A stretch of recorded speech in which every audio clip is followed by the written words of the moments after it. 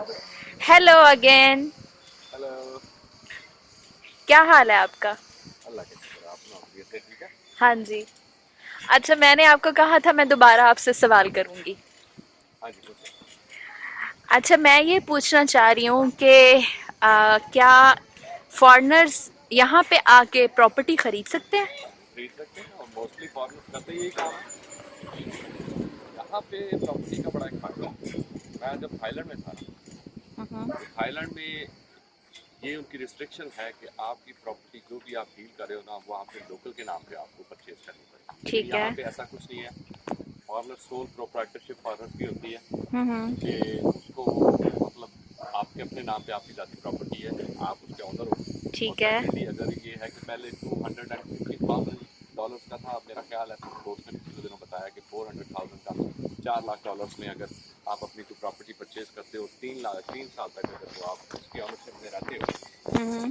तो वो आपको जो है ना 3 साल बाद ठीक है। आपको नेशनलिटी यहाँ पे प्रोवाइड मिल की जाती है, जाती है। मिल जाती अच्छा, नेशनैलिटी से ना, नेशनैलिटी के मुतालिक मेरा एक सवाल है। है। हाँ, मैंने बहुत सारे लोगों को ये भी सुना है, और इवन मोस्टली लोग करते भी यही हैं कि किसी भी मुल्क में जाओ, वहाँ के जो है लोग लोग नहीं, बेसिकली वहाँ की जो लड़कियां हैं उनसे शादी करो और नेशनैलिटी ले लो। हाँ, वो तो क्या यहाँ टर्की में भी ऐसा ये कोई सिस्टम बिल्कुल है? है, बिल्कुल है कि आप 3 साल तक अगर आपकी मैरिज रहती है, और अच्छा। मोस्टली लोग कर रहे हैं, ऐसा कुछ नहीं है कि यार यहाँ पे होता ना हो। सॉरी। यहाँ पे मतलब शादी भी करते हैं, शादी करने के बाद 3 साल तक आपको जो है ना वो भी नेशनलिटी मिल जाती है। क्या आसान है शादी करना यहाँ पे? यार मैं मीन्स तो इजीली? मैं तो शादीशुदा हूँ ऑलरेडी। इसलिए मेरे लिए तो बहुत मुश्किल है। इसलिए ये सवाल आप उससे पूछ सकते हो जिसने शादी का प्लान बनाया हो।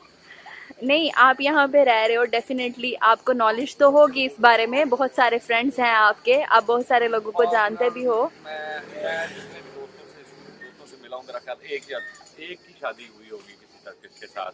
हम्म। वो भी इस्तांबुल में था। तो वरना मैंने ये सुना है टर्किश जो हैं लड़कियां, वो पसंद नहीं करती अपनी, हाँ, वो अपनी नेशनैलिटी से आउट किसी को नहीं लाइक करती। नहीं लाइक ये करती। चीज़ ऑब्जर्व मैंने भी ऑब्जर्व की है। ठीक है। बाकी देखें, दिल आने पे है। वो वो कहते हैं ना, पाकिस्तान में दिल आए तो गधे के बच्चे पे भी आ जाता है। तो यहाँ तो काफ़ी गधे के बच्चे फिर रहे हैं, किसी पे भी किसी का दिल आ सकता है। हाँ। आ, यानी आपका कहने का मतलब ये है कि इन केस अगर हो भी जाती है तो 3 साल के लिए आपको तीन यहाँ साल पे रहना मस्ट है, तीन और साल उसके बाद आपको नेशनैलिटी मिल मिलेगी। जाती है, मिल जाती है। ठीक है। और अगर दूसरा आप पॉइंट ऑफ व्यू से देखो ना, कि अगर आप बगैर मतलब इन दोनों पर्पस की बगैर आप अपनी टेम्परेरी रेजिडेंस के बेस पे यहाँ पे 5 साल तक रहते हो, हम्म। तो आपका बैंक अकाउंट यहाँ पे हो, आपकी मतलब ट्रांजैक्शंस वगैरह आपने लीगली यहाँ पे की हो, तो वो 5 साल के बाद आप अप्लाई कर सकते हो। फिर ये होता है कि वो डिपेंड करता है आपकी फाइनेंशियल हिस्ट्री पे, आपके लिविंग हिस्ट्री पे, आपकी ट्रैवल हिस्ट्री पे, कि वो आपको अलाउ कर देते हैं। तो ये भी 5 साल का एक प्रोसीजर है जिस पे करंटली मैं चल रहा हूँ। नहीं, ये तो मुझे समझ में आती है बात। ये देखें, अगर जब हम किसी को फायदा दे रहे हैं ना, तो फिर तो डेफिनेटली वो लोग आपको अलाउ भी करेंगे रहने के लिए भी, एक्सेट्रा। आप किसी कंट्री में जाके इन्वेस्ट कर रहे हो, वहाँ पे पैसा लगा रहे हो, तो वो तो डेफिनेटली आपको ऑन करेंगे। बिल्कुल।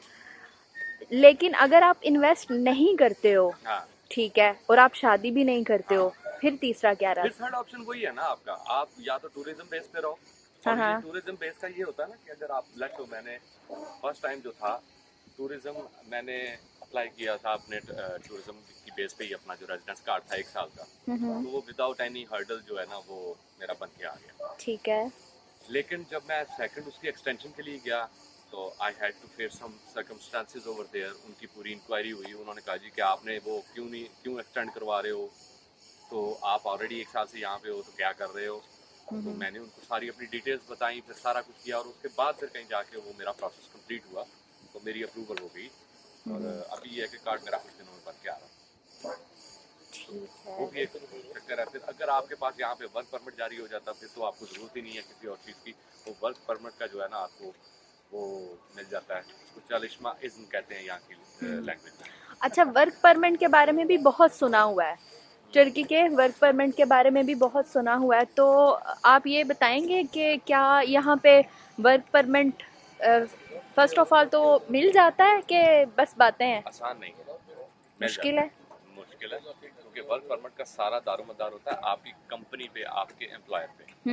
अगर वो एम्प्लॉयर को अलाउड है, अब मेरी जिस कंपनी में मेरी अपॉइंटमेंट थी, मैं पहला फॉरनर था उनकी कंपनी में, और जब मैंने उनके लिए अप्लाई किया तो उनके पास एक नहीं थी उसकी वर्थ नहीं थी। ठीक है। मतलब वो वर्थ कह रहा हूँ इन दैट सेंस कि उनकी वो कैटेगरी में वो अलाउड नहीं था, तो दे ठीक है। Had to revise their category of the company registration. उसके बाद उनका कोई कूपन था, ये टोकन था, वो बन के आया मिनिस्ट्री ऑफ, जो इनकी मिनिस्ट्री है, वर्क मिनिस्ट्री है, या उसकी क्या कहते हैं उसको, लेबर, मिनिस्ट्री ऑफ लेबर की तरफ से। तो जब वो ठीक है। फाइनल हुआ उसके बाद उन्होंने मेरा ये प्रोसेस स्टार्ट किया। अभी वो मेरा मतलब इन प्रोसेस से चल रहा है, ठीक है। तो वो कुछ दिनों में वो भी वर्क परमिट वगैरह भी बन के आ जाएगा। ठीक है। तो ये डिपेंड करता है कंपनी कौन सी है, आपका वर्क परमिट आपको किस बेस पे दे रही है।